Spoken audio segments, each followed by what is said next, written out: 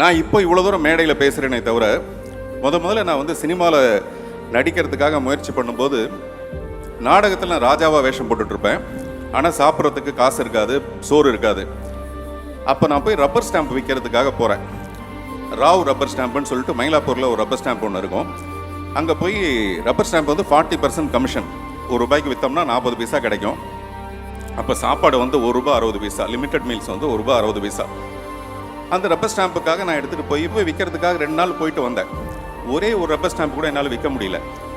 அப்போது அவர் ராவுக்கிட்ட வந்து சொன்னேன், சார் ரப்பர் ஸ்டாம்ப்லாம் விற்கவே முடியாது சார், ஏன்னா எல்லா வீட்லேயும் எல்லார் கடையிலையும் வந்து ரப்பர் ஸ்டாம்ப் இருக்குது சார் அப்படின்னு. அப்போ அவர் சொன்னார், அதுக்கு பேசுகிறது கற்றுக்கணும். அவனுடைய ரப்பர் ஸ்டாம்ப் வாங்கி அது ஆல்ரெடி கொஞ்சம் தேஞ்சு போயிருக்கும்.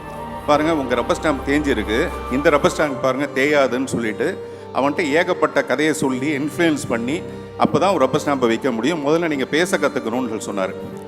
அதுக்கப்புறம் தான் நான் பேச கற்றுக்கிறதுக்கு முயற்சி பண்ணி, அதாவது அந்த 40% கமிஷன் வாங்குறதுக்காக தான் நான் பேசவே கற்றுக்கிட்டேன்.